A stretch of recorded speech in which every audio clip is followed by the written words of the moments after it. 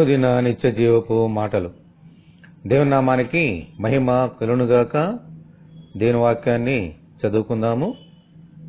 నా పేరు పెట్టబడిన నా జనులు తమ్ము తాము తగ్గించుకొని ప్రార్థన చేసి నన్ను వెదకి తమ చెడు మార్గములను విడిచిన యెడల ఆకాశం నుండి నేను వారి ప్రార్థనను విని వారి పాపమును క్షమించి వారి దేశమును స్వస్థపరచుదును. 2వ దినవృత్తాంతములు 7వ అధ్యాయము 14వ వచనము. ప్రార్థన అనేది దేవుడు మనకు ఇచ్చిన ఒక ఆయుధం మరియు ఒక వరం.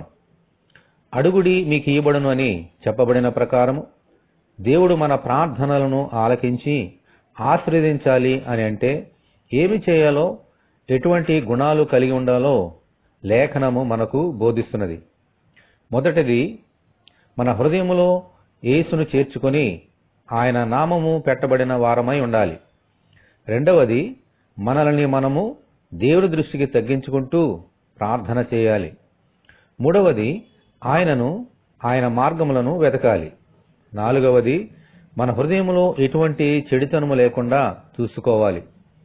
అప్పుడే మన ప్రార్థనలకు దేవుని దగ్గర నుండి జవాబు దొరుకుతుంది. ముందుగా అటువంటి గుణములు మనందరిలోనూ ఉండినట్లు దయచేయమని దేవుని ప్రార్థన చేసుకుందాము. ప్రభువా, మీ కొందనాలు తండ్రి, మా ప్రార్థనను ఆలకించే దేవుడునైనా, మా పాపమును క్షమించి మమ్మల్ని మా దేశమును స్వస్థపరిచే దేవుడునైనా, మా హృదయంలో మిమ్మల్ని చేర్చుకొని మమ్మల్ని మేము తగ్గించుకొని మీ మార్గమును వెతికి ఎటువంటి చెడుతనం లేకుండా ఈ లోకంలో జీవించినట్లు నీ కృపను మాకు అనుగ్రహించండి. ఈ వాక్యం వింటున్న నీ బిడ్డలందరినీ దీవించమని యేసు అతి పరిశుద్ధమైన నామములో ప్రార్థన చేయుచున్నాము తండ్రి, ఆమేన్. మన ప్రభు అయిన యేసుక్రీస్తు కృప మనందరికీ తోడే ఉండి నడిపించును గాక, ఆమేన్. పరిశుద్ధ దేవుని మందిరం.